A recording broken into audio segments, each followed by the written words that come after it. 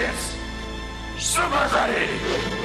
Now, when you booked the role on Nightmare on Elm Street, how familiar were you with the series? When I was in the 82nd Airborne as a paratrooper, I went to and saw Nightmare on Elm Street, the first one, the original. That was my favorite series. And it's crazy how I got to do number 5, and I got to play Freddy Krueger, a bigger version of him. Can you tell us a little bit about where it got started, that spontaneous audition that you ended up in?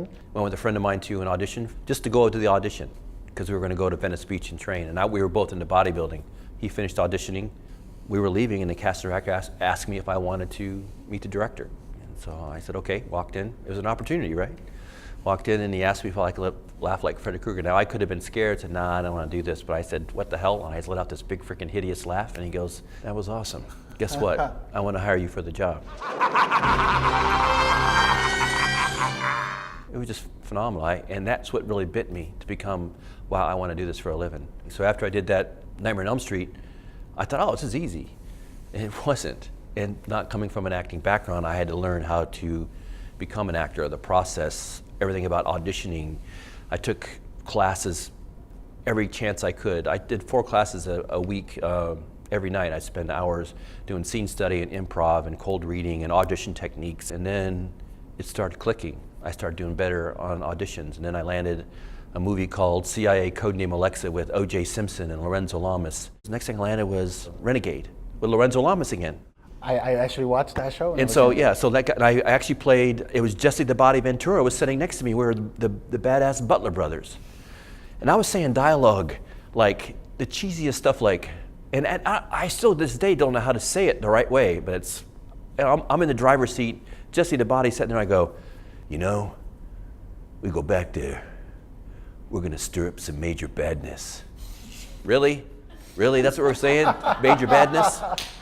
Yeah, so, in the next movie after that, I did a movie after that, and I auditioned for a movie called Fantastic Four, the original one from Roger Corman. That was shelved, and now it's become like this cult, classic of you were going to be The Thing, right? Yeah, The Thing. So I played Ben Grimm, and that's how kind of my career started. So and just started doing more stuff, and I always studied.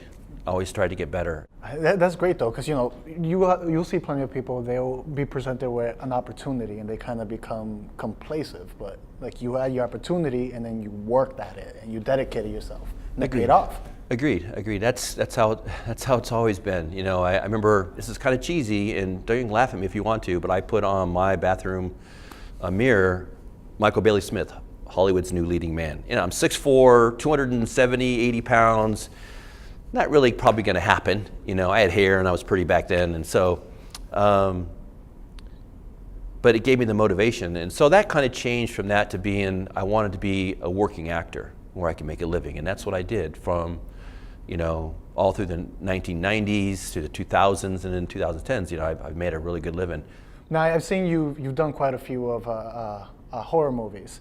Now, are you a horror movie fan yourself, or it's just opportunities that presented themselves? Just opportunities that present themselves. It's funny, my wife's a big horror fan, and I get a little scared watching those suckers, I'm gonna tell you. Even though The Hills of Eyes, when I went to the premiere, I know my parts, but I didn't know the rest of the film. I was like jumping in my seat.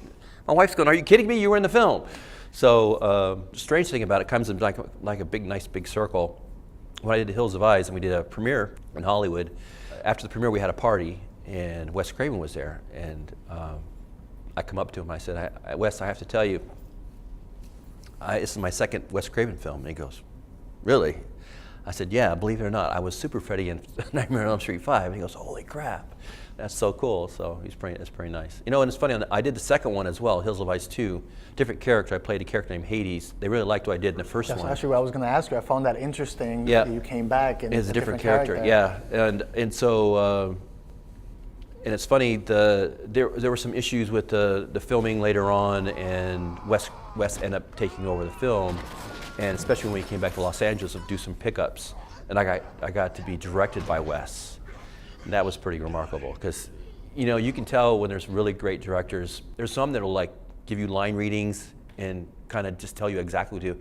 He will go to you and just say, "Think of this," and it clicks, and bam, you nail it. that's a really good director. Who can just come up with those things, just try to pull it out of you. So that's kind of nice. So instead of modeling for you, it's trying to bring it out from inside. Yeah, of you. make it really resonate with you and like, oh, okay, now I understand, like that. So it's pretty cool.